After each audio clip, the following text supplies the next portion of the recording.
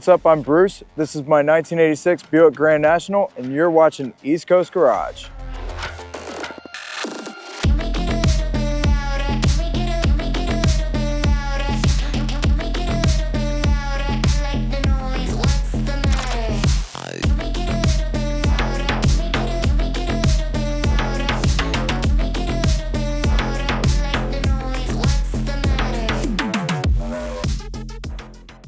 I've never actually ridden in one of these. I've seen a couple at a car show. Yeah, This is a complete extra experience here. that's cool, man. Well, I'm quite excited that you brought me along for this here. well, I definitely appreciate it. You know, I interview everybody else. I figured it'd be fun to be interviewed myself for my own YouTube channel. I've never interviewed anybody, so here we are. Yeah, so it's exciting, man. Perfect match. No Grand National, no interview. You've never been interviewed?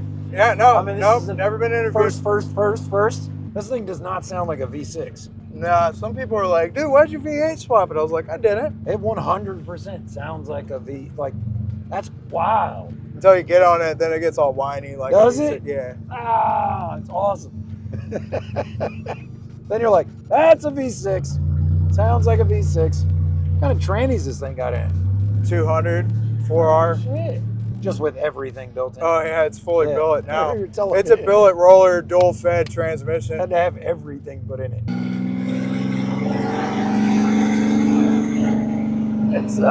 That's such a crazy sound. It definitely sounds nuts once you just, even just cruising. It's like, okay, now it doesn't sound like a V8 car. Yeah. Yeah, it's got all that spoolie noise. Oh, you hear its turbo.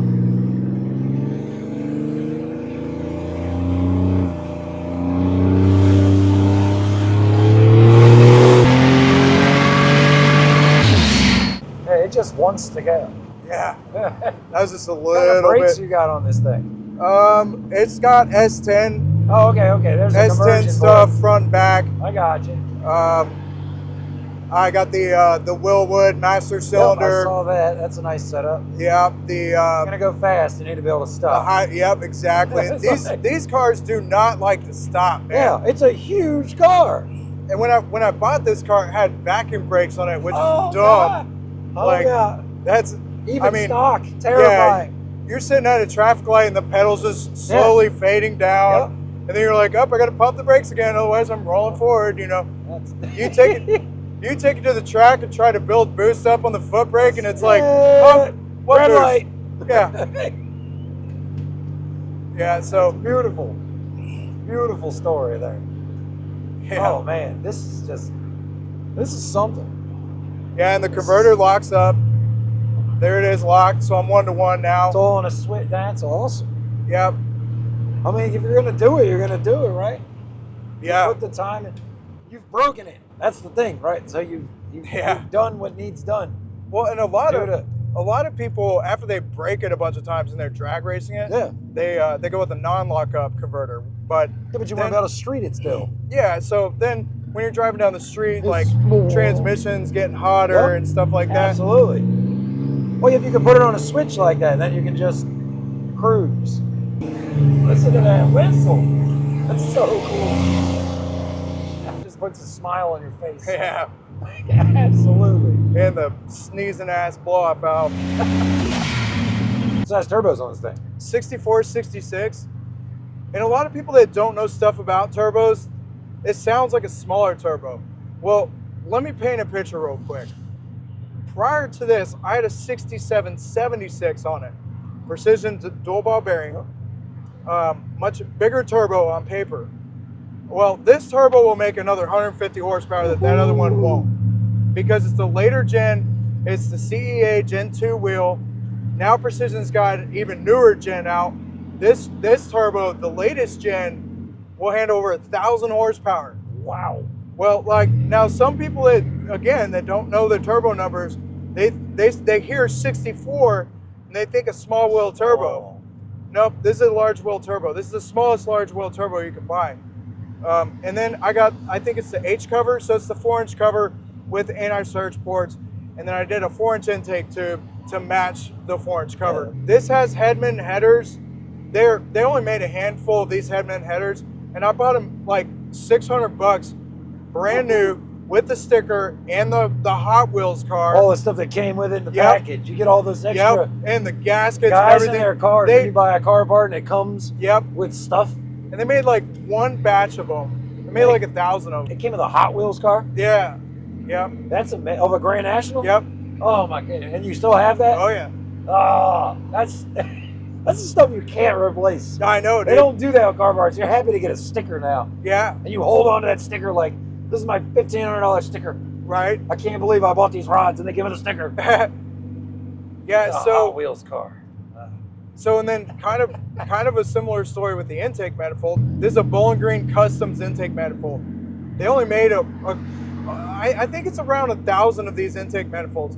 Champion Racing ended up buying the design off this, if I'm not mistaken, and now is what is known as the Champion Racing intake manifold. Yep. I bought this for $75 off a guy on Facebook in one of the Turbo Buick groups. And taking up space in his house. And I slapped some paint on it, and he had already hacked the top plenum and beautiful weld and created a sandwich, like where the back of the plenum kind of sandwiches down like that, you know? Yep. Because on turbo cars, on boosted cars especially, you want your intake plenum sandwiched in the back. Otherwise, the back cylinders are going to get more air than the front cylinders, and those cylinders are going to run lean. Run lean, yeah. That's So when you sandwich it, you can kind of equalize the flow a little better on your intake manifold and basically make closer to the same amount of power per on each hole. bank. Yeah, that way efficiency. And you're not worried about popping a cylinder. Oh, yeah. So I don't know how well it works, but the best proof that I have is the spark plugs are consistent every time. So yeah, you can't go wrong with that. So that's good. But it's a stock block. It's got billet main caps. It's a steel crank, billet rods, forged pistons. It's a long rod stroker with aluminum heads on it. Alcohol injection. Hold on, let's fill it first. Let's do it. Well, I'll wait till this little curve though. Okay. I don't know. This isn't a sports car in the turns. No, this car goes straight and that's it. That's all right. Cars are built for what they're built for.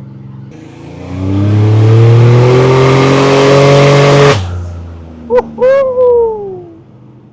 This thing's got a little sauce. Yeah. It's got a little sauce. Don't think that's slow at all. No. Seatbelt tighten up. Yeah, I think it might have gripped a little Mine's bit. like, I'm like stuck in. Yeah. The inertia You were real ready hard. for it though. I noticed that you sat back like you've done that a few times. Yeah. I wasn't ready for all that turbo kicking in. Yeah, and it's got a big cam. It's a 215, 220 cam, and that might sound small to some of you NA guys, Yeah. but for a turbo cam, that's crazy.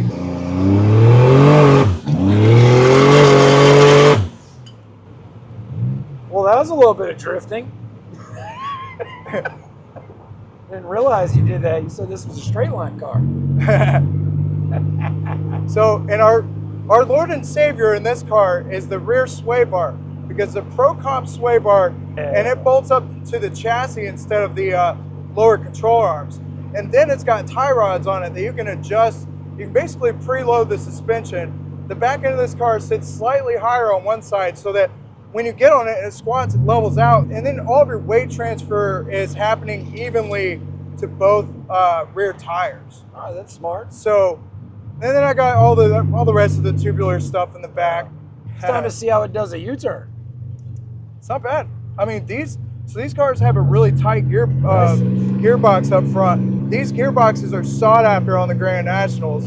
This one actually has a new box because the bottom seal was leaking out of mine. So Older car. you know, I've also got a Jeep steering shaft on it because the factory one is just sloppy as shit.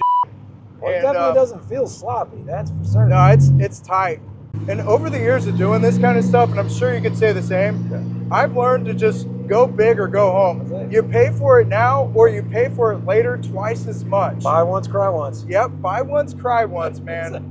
I've made that mistake so many times, and I actually just did just that all over again. And I was like, wait a second, I've been here before. Yeah, so like some people that are watching this video right now may have seen the last video on this car. I was pulling the transmission out. And that's where I didn't go big. And I remember doing it too. And I remember being on a budget. I didn't do a full billet front half on this transmission, but I did a billet 4 drum. One day I was giving my buddy a ride, and we turned around and headed back to my house, and I punched it probably like a 20-mile-an-hour roll, and it lit up the back tires. I was going sideways. I didn't let off of it. The tires hooked, and the second the tires hooked, it bounced off the rev limiter. And I was like, I think I broke it. Had a lot of neutrals. Yep. Park, all neutrals. And tearing the transmission apart, it twisted the splines on the billet 4 drum. 300M billet just broke it all up. And it's not because necessarily making that much power, but because everything else wasn't billet around it.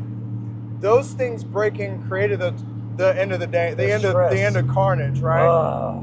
And it was disheartening to see, because I had to buy that billet 4 drum again. And you know, then I'm spending $3,000 on all over again. You know, and it's like, oh, here we are again. I've been here before. I've done this. This is not fun. So build it once and cry once. That's it. I feel like we're driving a regular car. You could drive this. Yeah. How rowdy it is. It is quite amazing. Yeah, and even just like partial throttle, like it's still a mannered car. Yeah, and that's like a quarter throttle, maybe. A quarter throttle, this thing feels like it's making 350, 400 horsepower. Feels faster than my C6. And you get the alcohol smell afterwards, because my alcohol just started tapering in, you know. I do it every once in a while just to keep the alcohol flowing, you know. Yeah. The alcohol keeps the inside of the engine clean, knocks anything off the spark plugs, the back of the valves, like, you know, get it ready for its next abuse. Fresh clean. And I mean, you can see even like how efficient this thing runs. 169 coolant temp, 84 degree air temp. I mean, it's probably 80 degrees outside, or maybe high 70s. That's better than my OS car. Transmission's at 160. I don't even have the transmission fan on, but it's got a badass Morrell cooler on the front. How long have you had this car? 16 years. That's crazy. It's the longest time I've owned a car. Actually, I haven't even been with a woman for that long. And my daughter is 16. Oh, yeah, I've owned this car as long as I've had a child. Wow. Yes, that's absolutely insane. She's drifting with me. Yeah. You've owned a car that long. Yeah, that's crazy. Absolutely insane. How'd you buy it? Dude, I've always wanted one. And this guy I worked with drove a 454 SS pickup, like early 90s, black with a maroon interior. It was lowered. He had like a 3-inch dump exhaust on it, you know, before the axle. Just, it sounded beautiful, right? So I'm like, man, this guy's truck is dope, right? Well, then the next day I see him pull up in this car, and I'm like, man, this guy's got a Grand National also? That's crazy.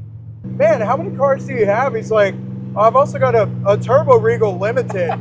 It's a rosewood color.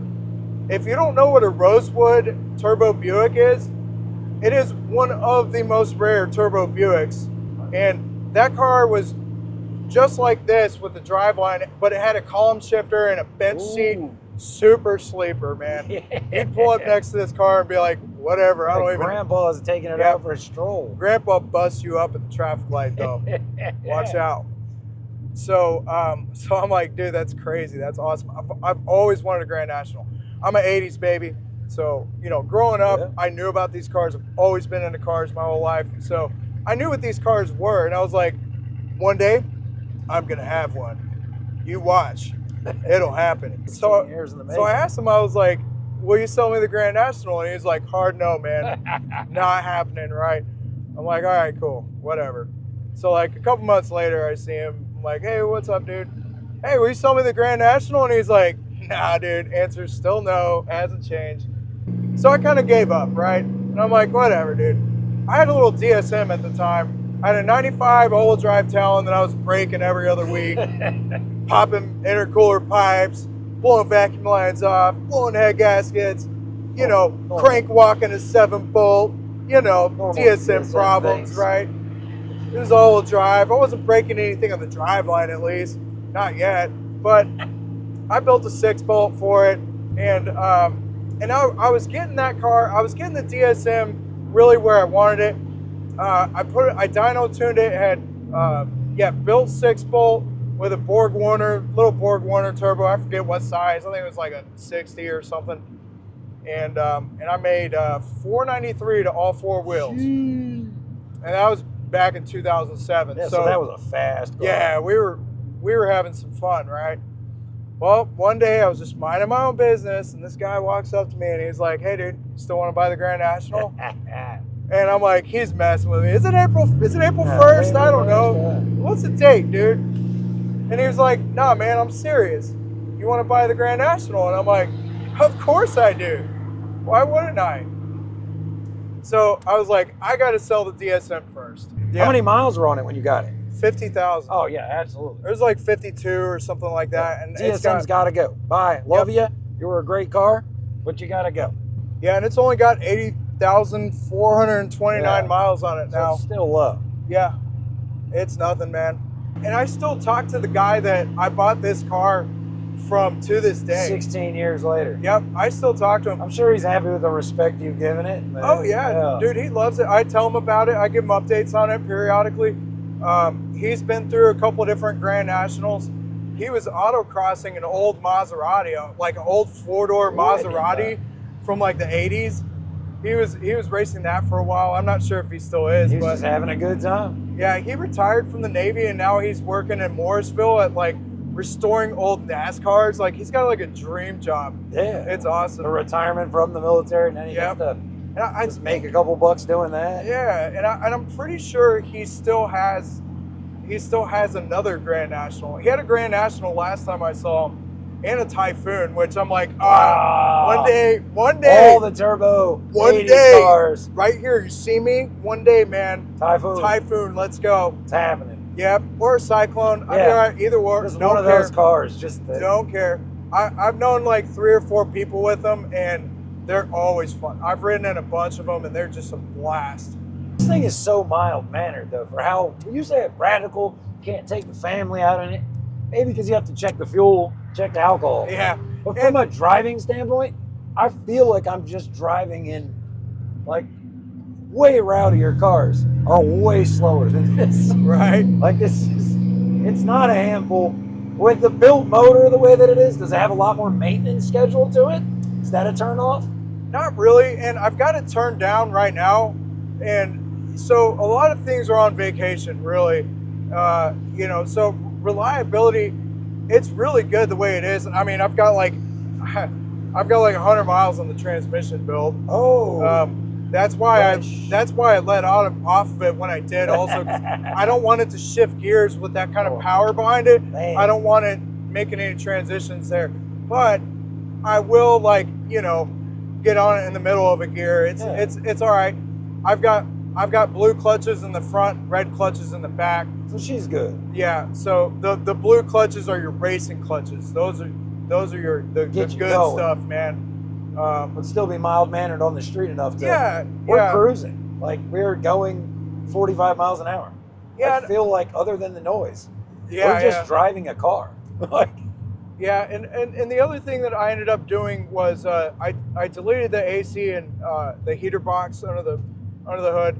Some people might bash that, and that's fine. It's not your car. But a lot of people do it.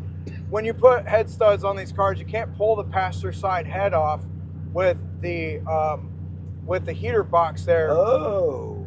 Otherwise, you can, but it's a pain in the ass. All right, you can do it, but you got to take the studs out with the head on, like the back 4 studs. You're thinking about serviceability, and it's long term, because this has been your car for 16 years. So clearly, you're going to have to work on it at some point. Yep, and with the heater box in, changing the passenger side plugs is a bitch. So, for what it's worth, it's easier to work on. And the AC never worked in this thing to begin with. And it was a vacuum line on the back of the box in between the firewall. Man, I would have probably never found it. I could have paid someone to fix it, but it wasn't that important to me. And here's why. I don't drive this car when it's really nasty outside, Oh, because then it's more strain on the engine and the transmission. Everything's running hotter. Your intake temperatures are hotter. You know, the street's hotter, so you're not getting as good a traction. You know, it's just more wear and tear on the vehicle overall. Unnecessary. Right. So for a toy, you Yeah. don't need to. So it forces you to take care of it. If you're going to be sweating or freezing, you don't have to drive this car. Exactly. Yeah. Kind of like a self-service. You're forcing yourself to take care of it because you love it. Right. Right. I never thought of it that way. Always thought maybe a vintage air kit or something like that. If you keep it for another 10 years, you might get older. A 70 degree might get hot to you, you know? Well, you know what's cool is there are people right now, 4G bodies, working on retrofitting Tesla AC systems in these cars because they have no motor, because they're lame. And I'm sorry, not sorry, but you could put like most of the components in like the truck. Put a little more weight on the rear end anyway. Yeah. It's like a win-win. You know, so like it's going to be cool to see how they end up retrofitting that, and if it works. I'm sure they'll make it work. And they'll come out with kits you can plug and play. Still a future. It's a 40-year-old car that still has a future. Yeah, there's a lot of people that are working on stuff for these. And they're also working on the brakes for a Tesla. The brake booster is all electronic and stuff.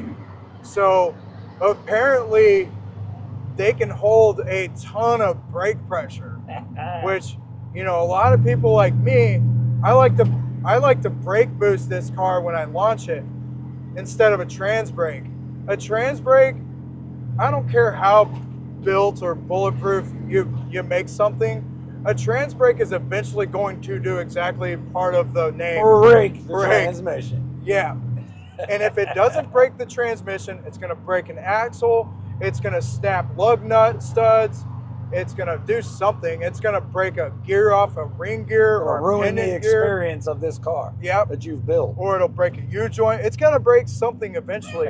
It's in the name. Yeah. And then it's not preloading the suspension and everything. Whenever I'm brake boosting this car, I'm putting power to the wheel, but just holding the wheel back. Yeah.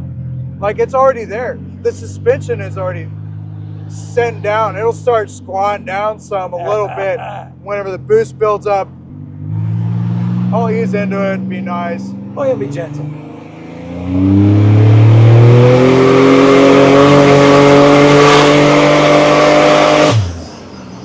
This thing is a hoot, man. It drives fantastic. Like, fantastic. 16 years of love. Have you done a lot of work to the suspension? Other than the gearbox? And you said it was stock suspensions on the front, right? Yeah, the factory setup's on the front. I still got the factory A-arms. What'd you do in the rear? Well, the rear, like I said, the sway bar was huge, night and day. I've got a girdle on the rear diff as well to keep everything together there. TA girdle. Yeah, because it just planted. Just planted. Yeah. Like, that's... You know, Moser axles, Moser posi, Moser ring gear, Moser pinion. Everything's Moser. Everything that needs to be Moser is Moser. Yeah. It's built.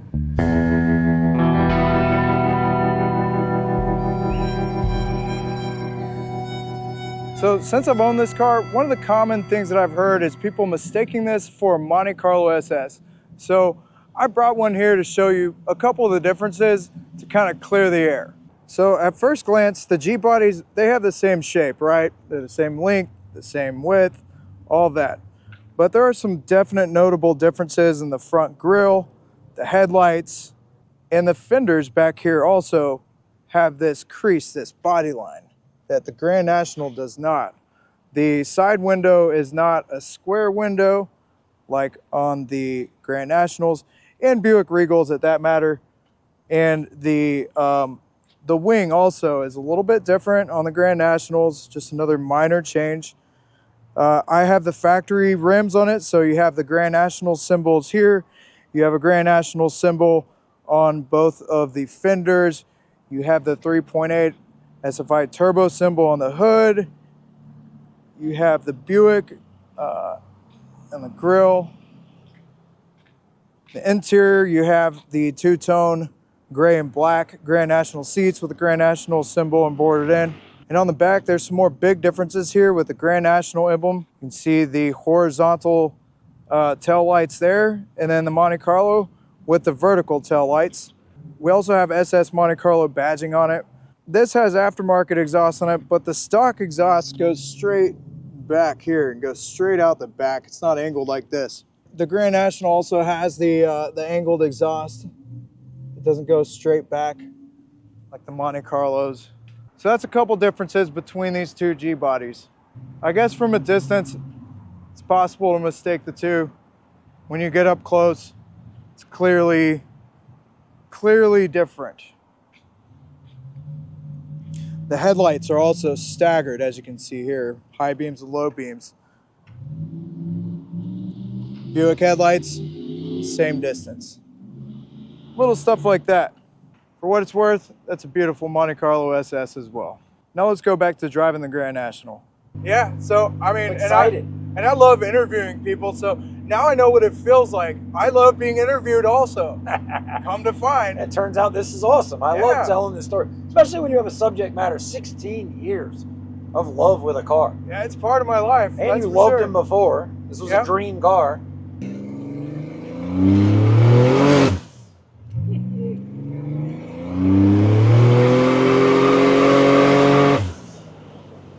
Just smooth.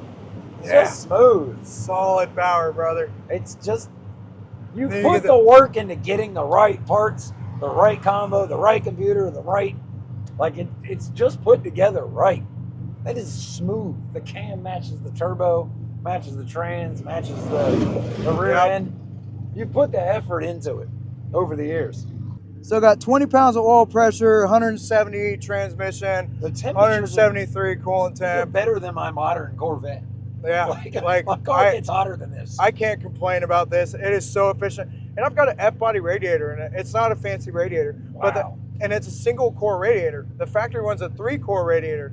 But the cores are like pinhole sized, right? Well, a 1-core F-body radiator, the cores are bigger. Nasty. So you have more fluid being cooled. And actually the smaller ones are bad because over time, when it gets clogged up, it doesn't flow good. Then you got back pressure. Then you're overheating, right? Definitely not overheating at 173 degree cooling temp. Yeah, temperatures. After all of that driving in rush hour traffic, basically. Yep, and like smooth vacuum, like I mean, air filled, smooth idle. It runs a little fat at idle. I have to keep it fat. Safe. Well, if I run a fat idle, then I have a happy medium because like look at the air to fuel ratio now. Then I put it in gear, and you see it went to 13. Well. If I make it any fatter, then it'll go to 14, then it'll start hunting around. It'll start wandering. Then it'll be like, and it'll kind of want to bog and cough a little. Yeah, well, it is for sale. It's 50 grand. Yeah. That is a reasonable price for the amount of work that's done to this car. I would imagine it is a drivetrain. Yeah, it is a turnkey ready race car. It's a 9-second car, I guarantee you. This car will run 9s all day. And drive home. I'd still put it on a trailer though, honestly, because there is no guarantee that you're ever going to make it home in like a 38-year-old car. I trailer my race car everywhere. That way I can have the most fun. Yep. But if you're out there brake boosting it, you're making it safe, you're making it work. Yeah. You're adding longevity to it so that you can enjoy yourself. It's an absolute riot. And it's something, you literally just drove this car, like a normal car. Yeah. Thanks again to Zach for hanging out and going on a cruise with me. It was a lot of fun being interviewed, I'm not gonna lie. That is pretty cool. You'll see him on the channel later on because he drifts for sumo speed. He's got a C6 Corvette that's super dope. We're gonna go riding along with him and talk about drift cars. But for now, I wanna give a shout out to Steve V's Automotive for the transmission work they did on this. So over to Steve real quick. Tell me what you did to the transmission, bud. We put a billet front half in it because it broke the overdrive ring gear and planet, and it split it in 3 places and it stripped the spline. So the fix for that is billet input shaft, billet ring gear, billet overdrive. I also twisted the splines on the forward drum, which was also billet. You did good. While we were in there, we just took it apart, made sure everything was cool. We didn't have anything failed, but we did replace the clutches in direct because they had some wear on them. And we did do upgrade a few different things I do different because this was built in 2017. So I changed a few things, changed a couple things in the pump, changed a few things in direct clutch, and all the way back together.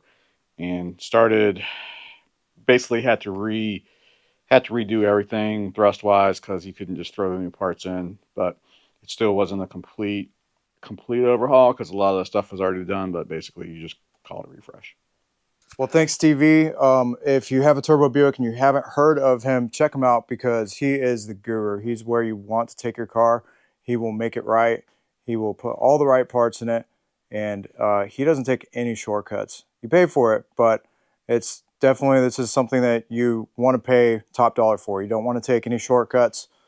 I feel like I kind of took a little bit of a shortcut initially with just doing a billet forward drum. Should have probably done all the billet stuff in the front half. Just because that is probably the first and most delicate part of the transmission when you're making a lot of power and getting traction. And it is phenomenal. It shifts so good. It holds the power just fine, and it's super reliable, at least for right now, the way it's tuned. I have it turned down. So anyways, I appreciate y'all watching, and I'll see you in the next video. Oh.